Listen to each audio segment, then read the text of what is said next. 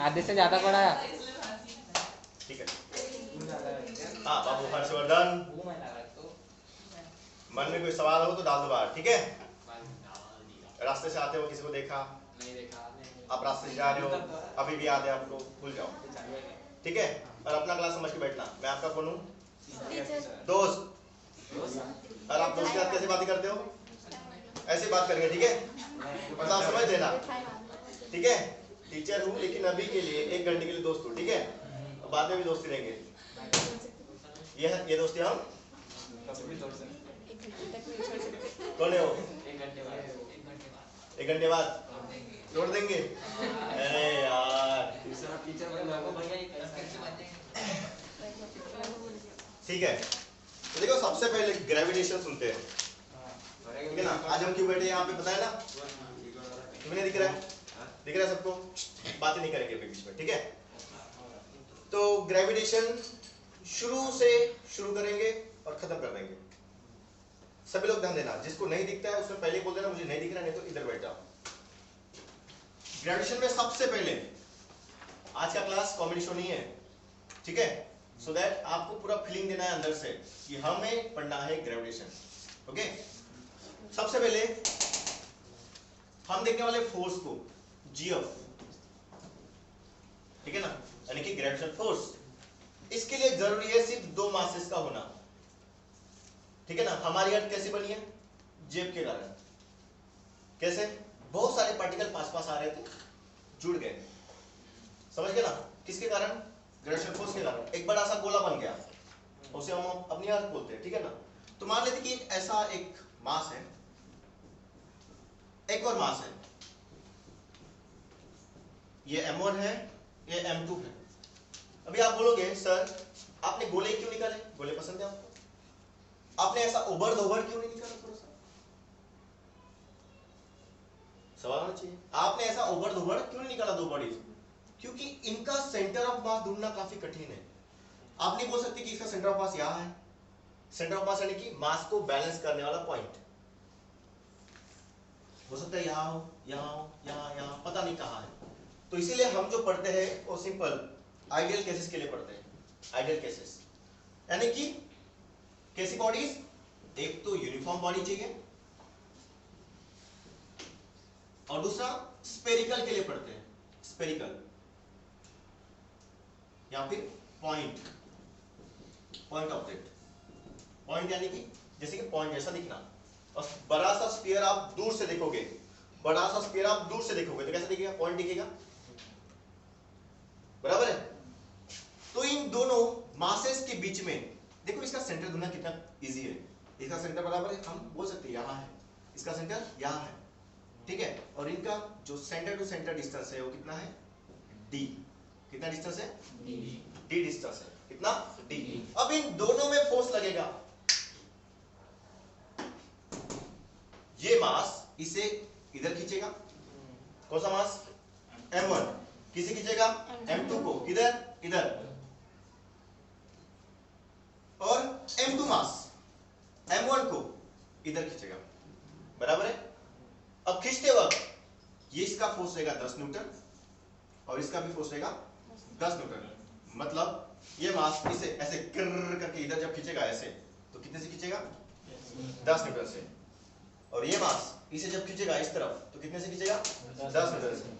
क्यों बताया मैंने? क्योंकि न्यूटन सर ने बोला था कि भाई जो फोर्स होता है इक्वल होता है और अपोजिट होता है। क्या इक्वल है? हाँ सर। क्या अपोजिट है? यस। एक इधर जा रहा है, एक इधर आ रहा है, बराबर है। तो इसके बीच में कितना फोर्स लग रहा है? ये मैंने 10 न्यूटन जो बताया, ये कहां से आया वैल्यू? क्या आप इमेजिन कर सकते हो? क्या आप बाजू वाले के दिमाग में झांक के देख सकते हो कि इस दिमाग में ये चल रहा है करके?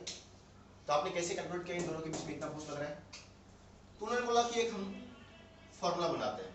उन्होंने बहुत सोचा, तो फॉर्मूला कैसे बना? देखो, उन्होंने बोला कि फोर्स जो है वो डिपेंड करता है मास 1 और मास 2 के प्रोडक्ट पे और डिवाइड बाय इनके बीच का डिस्टेंस, यानी कि डिस्टेंस, लेकिन डिस्टेंस नहीं, उसका स्क्वायर।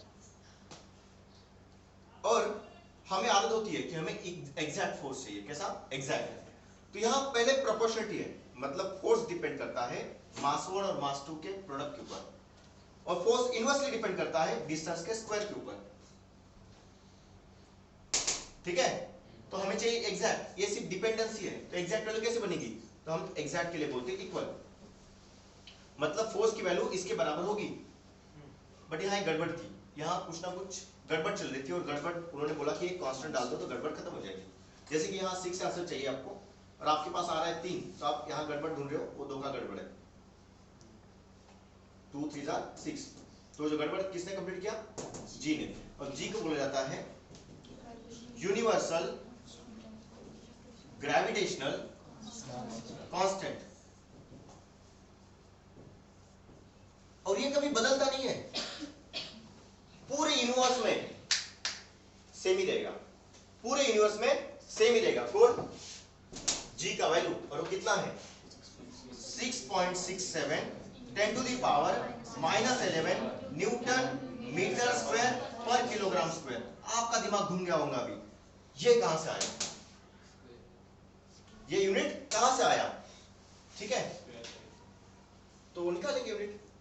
तो एक काम करते हैं, जी का यूनिट निकालने का सरल तरीका, इस फॉर्मूले को लिखेंगे, देखो, force is equal to G m1 m2 upon distance square.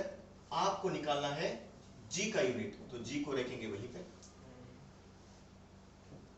जिसको निकालना है वहीं पे रखा, f पहले से इधर था, ये d स्क्वायर गया ऊपर, और m1 और m2 लाया नीचे।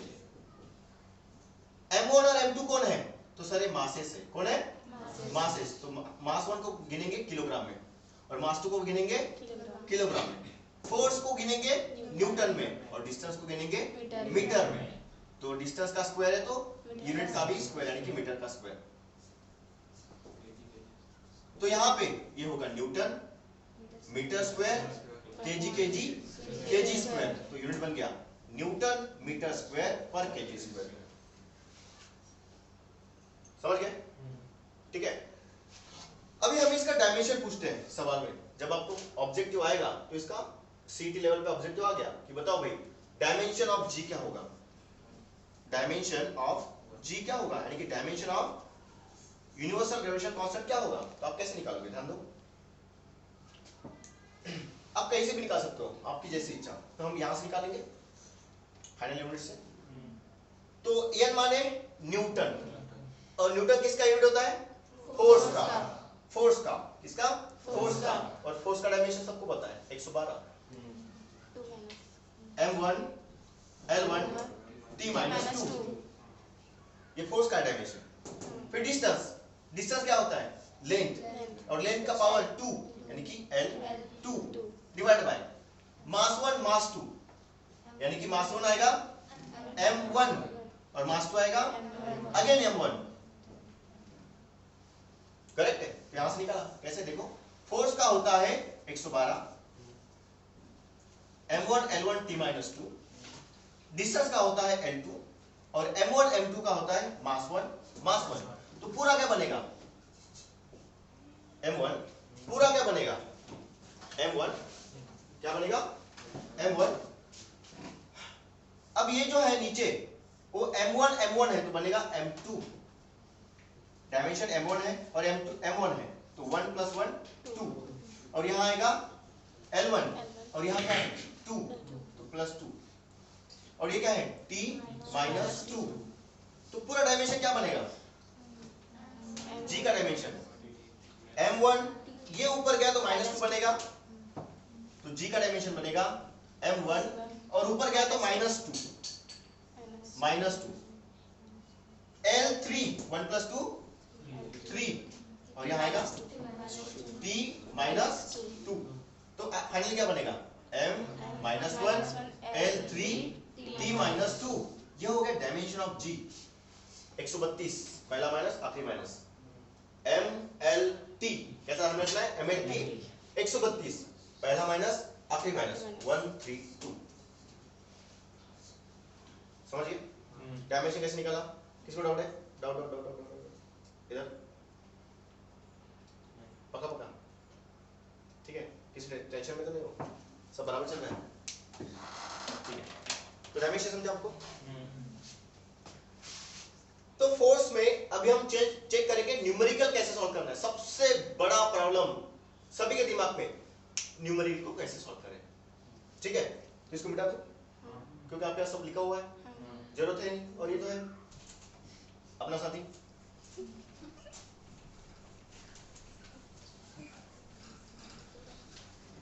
अब देखो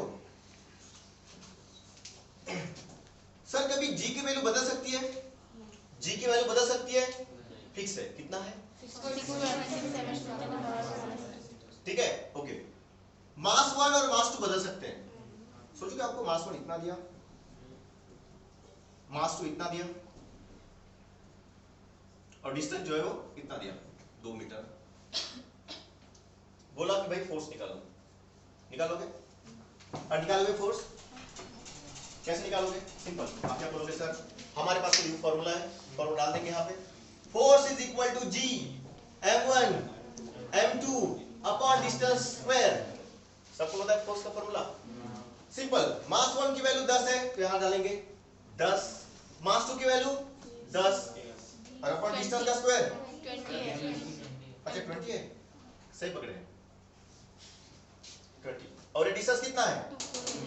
2 और 2 का क्या आएगा? स्क्वायर, डिस्टेंस का स्क्वायर।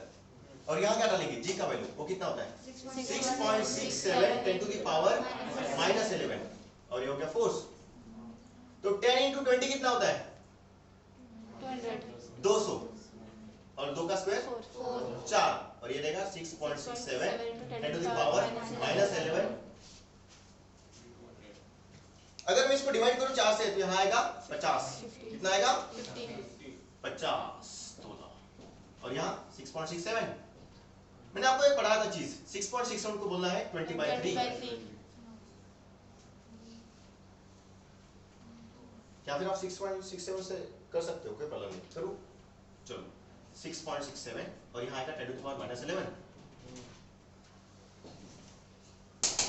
इधर ये 50 है तो यहाँ पे 10 है ना, 5 into 10 है कि नहीं है?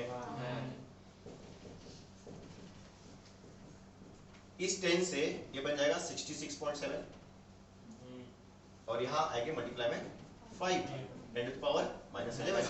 मल्टीप्लाई करो, 5 7 जा 35 कैरी 3, 5 6 जा 30 33 कैरी 3 30 33। ठीक है, 10 टू द पावर -11, माफ करना इतना आंसर। और ये होगा न्यूटन में। सिंपल, फोर्स कैलकुलेट करना कोई आसान बात है क्या? अगर आपके पास में दोनों बॉडीज के बीच का डिस्टेंस है, अगर दोनों के दोनों मास है, जी की वैल्यू आपको पता है, आप आराम से फोर्स निकाल लोगे। समझ गया ना? कोई दिक्कत वाली बात है? बिल्कुल सिंपल था। अब फोर्स को हम वैरी करना सीखेंगे, ठीक है ना? आज मैं सिर्फ इतना बताऊंगा कि टैकल कैसे करना है क्वेश्चन को, थ्योरी। ठीक है,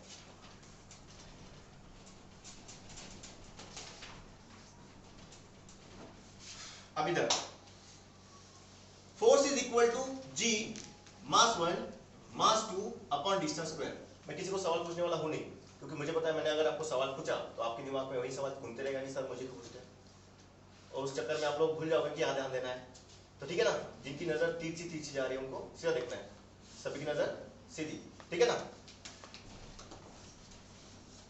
अब देखो चेंज क्या हो सकता है। मान लेते हैं कि केस 1 ये है। हेलो, सबको आवाज आ रही है? पीछे वाले लोग, ये है मास 1 और एक मास बढ़ा कर दिया।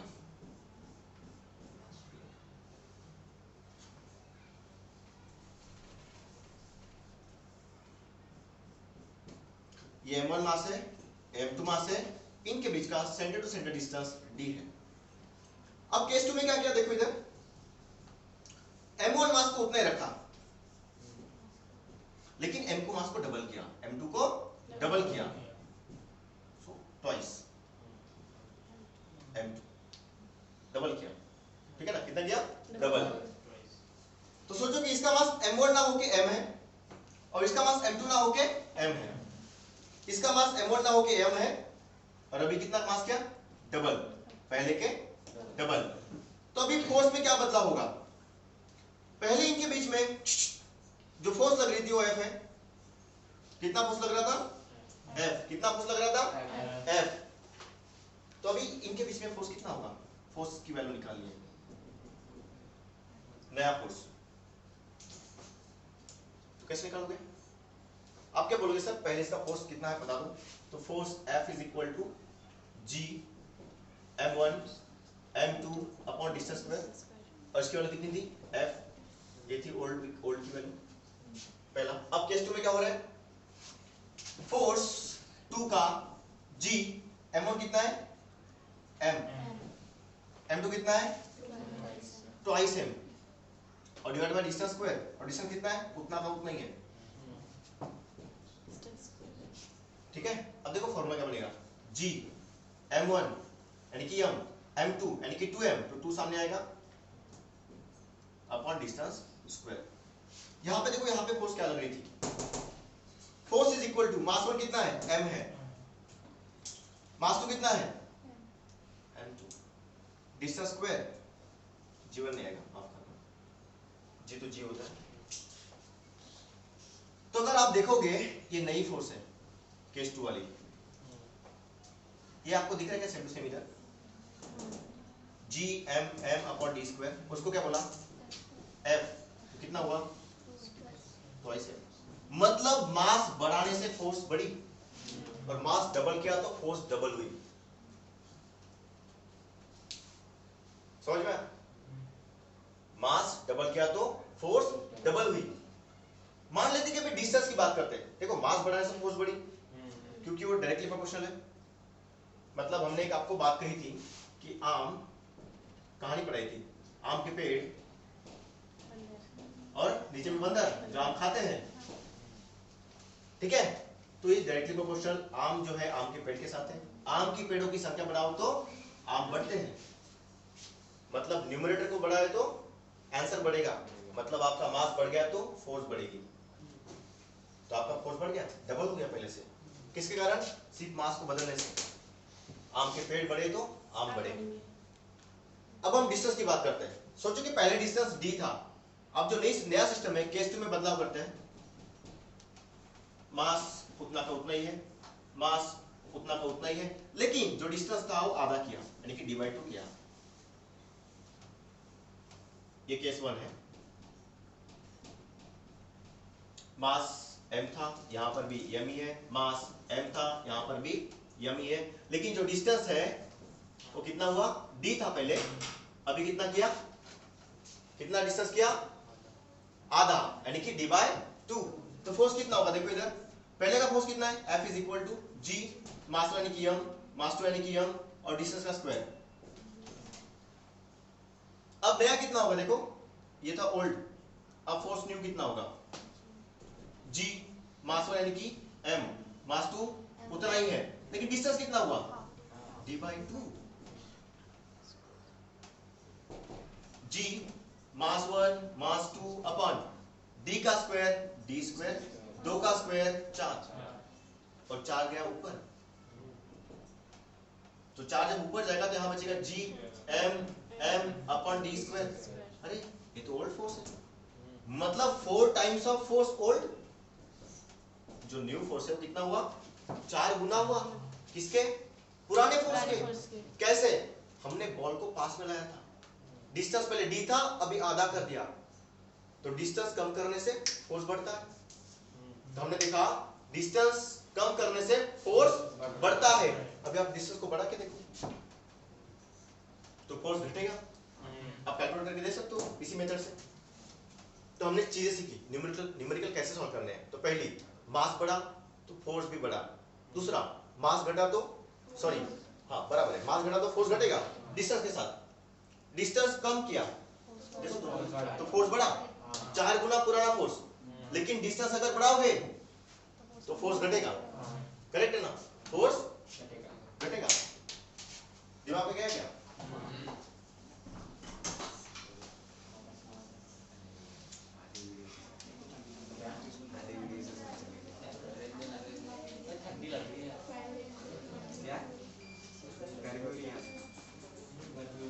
सच में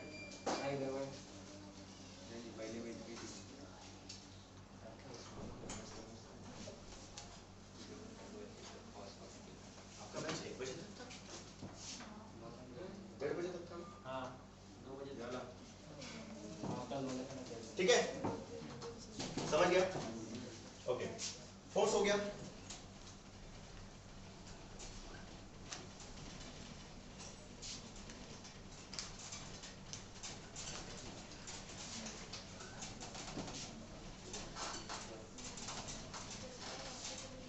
अब केपलर के नियम के बारे में बात करेंगे।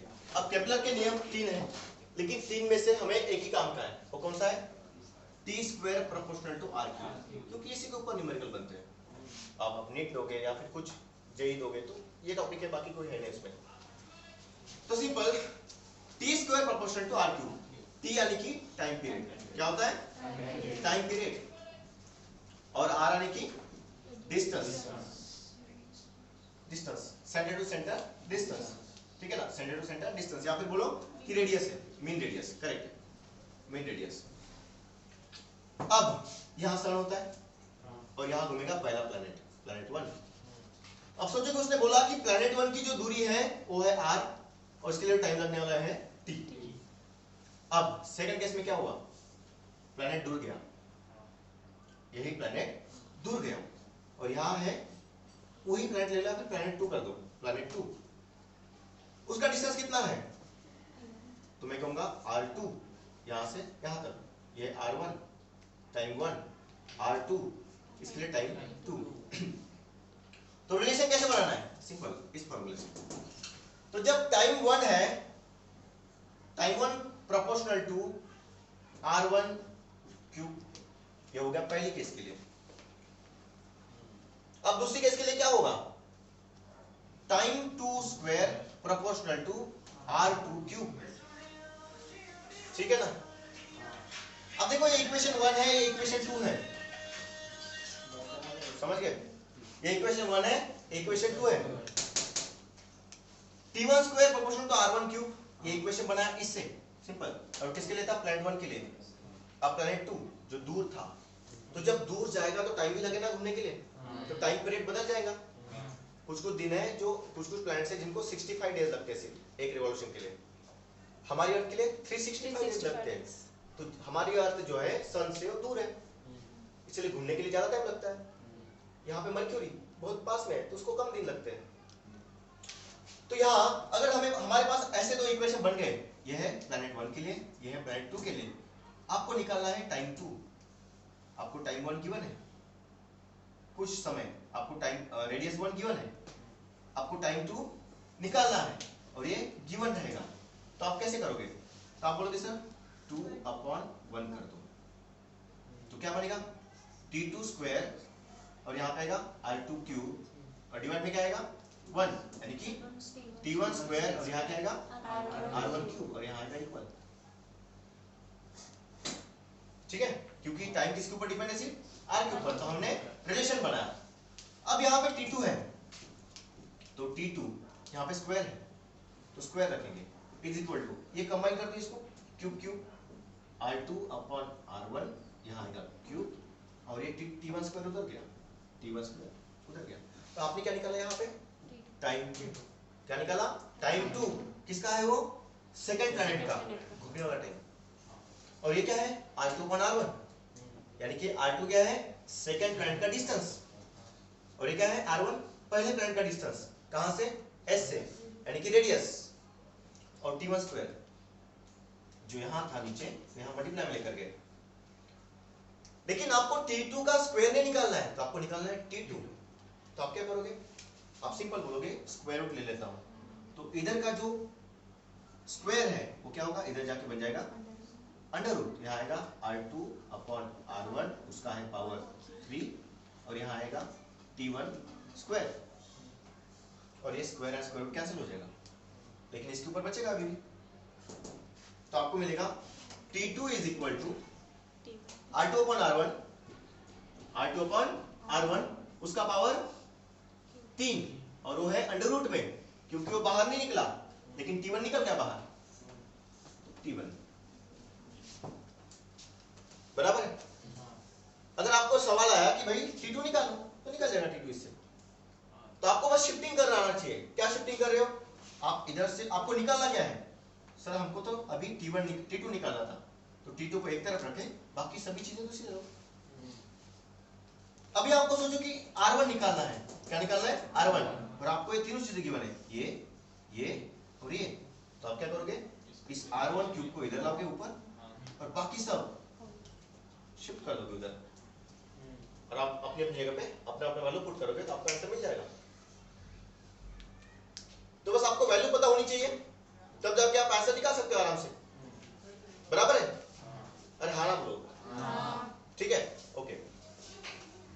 तो केपलर के नियम के बाद आती है बारी,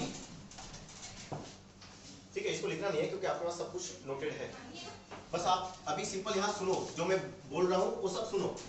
अभी हम एक्सेलरेशन ड्यू टू ग्रेविटी पढ़ते हैं। क्या पढ़ने वाले हैं? Acceleration due to gravity.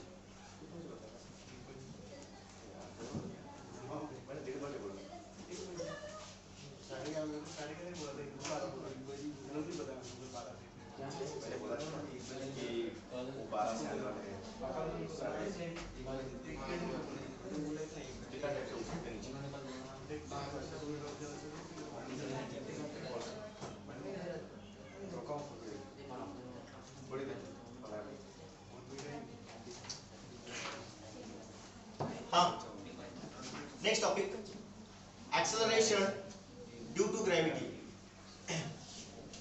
अब ये काफी काम की चीज है, एक्सेलरेशन ड्यू टू ग्रेविटी, ठीक है।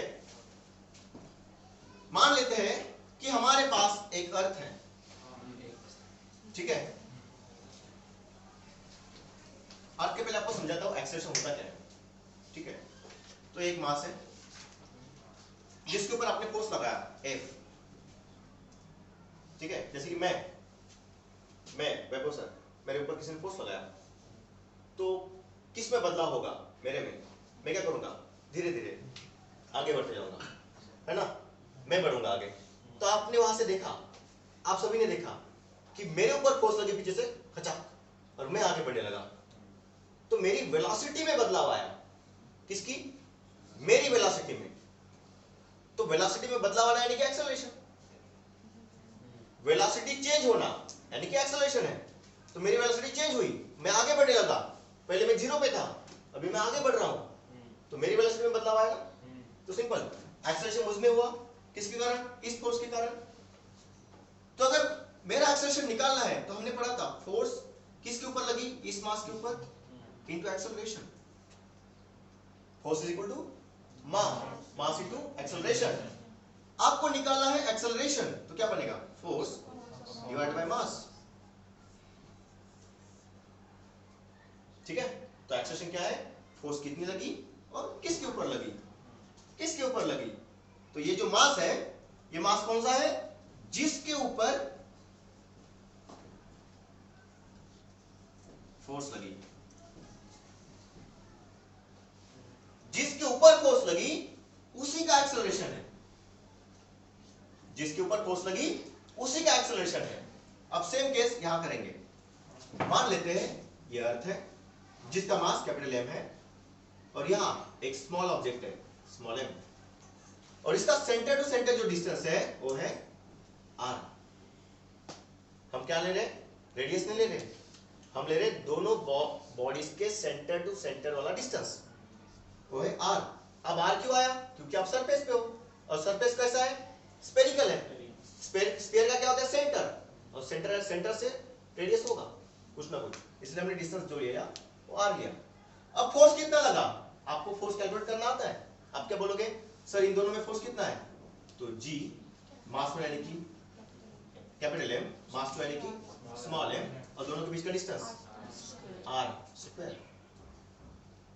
तो हमको चाहिए एक्सेलरेशन, और एक्सेलरेशन अभी भी पढ़ा है मैंने। एक्सेलरेशन होता है फोर्स डिवाइड बाय मास, और मास कौन सा? जिसके ऊपर फोर्स लगी। तो फोर्स किसके ऊपर लगी? सर फोर्स दोनों के ऊपर लगी। इस मास ने इसके ऊपर लगाई और इस मास ने इसके ऊपर भी लगाई, लेकिन आपको एक्सेलरेशन किसका निकालना है? तो अर्थ के सरफेस पे जो बॉडी है उसका। तो डिवाइड में कौन आएगा? जिसके ऊपर फोर्स लगी, स्मॉल m। तो यहां क्या बचेगा? Gm अपॉन r स्क्वायर, और फोर्स बाय m क्या होता है? एक्सेलरेशन, उसको मैंने बोला था g। एक्सेलरेशन ही है, लेकिन हम उसको a नहीं बोल रहे, हम बोल रहे g बोल रहे। क्या बोल रहे? g। तो आपको फॉर्मूला मिला, g ऑन द सरफेस, जब आप सरफेस पे हो तब एक्सेलरेशन की वैल्यू क्या है, gm अपॉन r स्क्वायर। बात समझ में? gm अपॉन r स्क्वायर, समझ में आया? gm अपॉन r स्क्वायर, ये है एक्सेलरेशन। तो अभी आप अर्थ सरफेस पे बैठे हो, अभी आप अर्थ सरफेस पे बैठे हो, तो क्या आपके ऊपर एक्सेलरेशन है? क्या आपके ऊपर फोर्स लग रही है? बिल्कुल। अगर आप नीचे की जमीन में काट दो थोड़ी सी ऐसे खचाक करके, थोड़ा सा गड्ढा कर दो ऐसे 5 मीटर लंबा, तो आप फटाक से नीचे गिर जाओगे। कैसे गिरे? रीजन था आपके ऊपर फोर्स लग रही थी, अभी भी आपको अर्थ नीचे खींच रही है, आप अभी रेस्ट पे थे, आप जब नीचे गिरे तो आपकी वेलोसिटी में बदलाव आया, मतलब आपका एक्सेलरेशन हुआ। तो यह है formula, G is equal to gm upon r square. अब कभी कभी क्या होता है ना, मास को डेंसिटी के फॉर्म में लिखा जाता है रो। तो हमें पता है mass is equal to volume into density. अब अर्थ कैसी है? स्फेरिकल। तो वॉल्यूम क्या होगा? 4/3 पाई r क्यूब, r माने रेडियस ऑफ द अर्थ, यानी कि radius of sphere, into density, this is mass. अगर मैं g का value in terms of density देखना चाहता हूं तो सिंपल, इस इक्वेशन में g की इक्वेशन में, g का इक्वेशन क्या है? gm upon r square. तो g को g रहने दो और m की जगह पे m की वैल्यू पुट करो, क्या है? 4/3 पाई r क्यूब और रो डिवाइड बाय क्या है? r square. तो स्क्वायर एंड क्यूब में से 2 खत्म, तो बचेगा सिर्फ एक r। तो g का वैल्यू आपको मिलेगा कांस्टेंट लेते पहले 4/3 पाई g रो r, इतनी वैल्यूज बची वहां पे। मतलब आपने g का वैल्यू ढूंढ के निकाला डेंसिटी के फॉर्म में, ये भी एक फॉर्मूला है, अदरवाइज ये बेसिक फॉर्मूला है, g is equal to gm upon r square. और ये कब लगता है? जब आप अर्थ के सरफेस पे हो। तो आप एक्सेलरेशन कैसे कैलकुलेट करोगे? तो इस फॉर्मूले से आप मास ऑफ अर्थ डाल दो, आप रेडियस ऑफ अर्थ डाल दो, आपको मिलेगा एक्सेलरेशन। अब मान लेते हैं कि आप किसी और प्लैनेट पे गए और उसके सरफेस पे आपको निकालना है acceleration due to that planet, ठीक है ना? उस प्लैनेट के कारण आप में कितना एक्सेलरेशन हुआ, तो आप सिंपल वहां का मास डालोगे, उस प्लैनेट का मास ऑफ प्लैनेट और रेडियस ऑफ प्लैनेट। आप सन पे गए, जानना चाहते हो? सन पे जाओ जाओ मजे करो, आप चले गए, आपको देखना है कि एक्सेलरेशन कितना हो रहा है, पता नहीं चलेगा क्योंकि आप बचोगे नहीं, ठीक है? अब निकालना है फिर भी, तो आप यहां क्या डालोगे? Mass of sun, radius of sun, आपको मिल जाएगा एक्सेलरेशन। समझ गए? अब देखो, उसकी बात बात करते हैं हाइट की। किसकी? हाइट की। तो g एट हाइट h, तो हम उसको बोलते हैं gh। तो आपके ऊपर जब फोर्स लगेगी वो भी किसी ना किसी हाइट पे होगी, तो फोर्स एट हाइट h। तो पहले हम फोर्स निकाल लेते हैं। अगेन आपके ऊपर जो आप मतलब जो डायग्राम बनेगी वो कैसी बनेगी? दिस इज अर्थ और मास यहां रखा है m, और सेंटर से रेडियस यहां तक। बट ये क्या है सर? ये तो हाइट है। ये क्या है? ये तो हाइट है, इसको बोलो h, ठीक है? तो अभी फोर्स की वैल्यू क्या होगी? फोर्स हाइट पे is equal to g mass of this body यानी कि m, और मास ऑफ दिस बॉडी यानी कि स्मॉल m, और दोनों के सेंटर से सेंटर का डिस्टेंस। रो कितना है? कितना डिस्टेंस है? ये सर सेंटर से सेंटर का डिस्टेंस। रो क्या है? r plus h, r plus h जो आएगा डिस्टेंस का स्क्वायर, यानी कि r प्लस h का square. Sir r plus h यानी r भी होता स्मॉल। हाँ ठीक है, तो इसको आप स्मॉल r बोल सकते हो, ठीक है? तो आपका जो फोर्स लगेगा हाइट पे कितना लगेगा? g m small m upon small r square. अभी आपको निकालना है एक्सेलरेशन, मतलब यहां पे बॉडी है तो उसको कितने की रफ्तार से नीचे खींच रहा है? कौन? अर्थ। तो किसके ऊपर फोर्स लग रही है? इस मास के ऊपर। तो हम क्या करेंगे? फोर्स एट हाइट h, और यहां से मास को लाएंगे नीचे, यहां क्या बचेगा? g m upon r square. समझ गए? मतलब आप हाइट h पे हो, वहां पे लग रही है फोर्स बाय मास की वैल्यू इतनी, और फोर्स बाय मास क्या होता है? एक्सेलरेशन। फोर्स बाय मास क्या होता है? बट हाइट वाला, GH। बात समझे? क्लियर है? क्लियर है? ठीक है। अब देखो आपको क्या क्या वैल्यू गिवन हो सकती है। अगर आपको एक्सेलरेशन निकालना है जिसको आप ऐसे लिख सकते हो gm upon r plus h का होल स्क्वायर। तो जब आपको एक्सेलरेशन निकालने के लिए पूछेगा, ठीक है, तो आपके पास वैल्यू होगी हाइट की, आपके पास वैल्यू होगी रेडियस की, और आपके पास वैल्यू होगी मास, उस प्लैनेट की, उस प्लैनेट का मास, और जी तो पता है। अब वैल्यू रखोगे, जीएच निकालोगे। ठीक है। अभी आपको संबंध बनाना है जीएच और जी का। किसका संबंध बनाना है? जीएच और जी का। तो जीएच अपॉन जी कर लो सिंपल, तो आपको मिल जाएगा संबंध। तो जीएच अपॉन जी क्या है? तो पहले जीएच का वैल्यू रखो, वो क्या है? GM upon R square. तो मैं ऐसा लिख सकता हूँ GM upon R plus H का होल स्क्वायर, और जी का value GM upon R square. ठीक है। अभी अगर मैंने जीएम जीएम सीधा काट दिया तो आपके दिमाग में सवाल आएंगे, और मैं नहीं चाहता आपके दिमाग में और सवाल बढ़े, तो मैं क्या करूंगा, इसको आपको बच्चों जैसा पढ़ाऊंगा, छोटे नन्हे से प्यारे से बच्चे। अब इसको ऐसे घुमा दूंगा, ऐसे गर, तो आर स्क्वायर ऊपर और जीएम आया नीचे। क्या बात है सर, जीएम जीएम कट, और खत्म होने के बाद आपके पास मिला GH upon G is equal to R square upon R plus H का होल स्क्वायर। यह है फॉर्मूला। ठीक है। तो सिंपल, अगर आपके पास में आपको पूछा कि भाई आपको G का वैल्यू गिवन है 9.8 और सरफेस पे आपको रेडियस पता है R, आपको रेडियस पता है R, और आप किसी हाइट पे गए, किसी हाइट पे गए, वो हाइट गिवन है सरफेस से हाइट, और आपको निकालना है GH। क्या निकालना है? GH। तो आप सिंपल क्या करोगे, GH को यहीं पे रखोगे, इस G को इधर लेकर जाओगे, और यहां आएगा R square upon R plus H का होल स्क्वायर। समझ गए ना?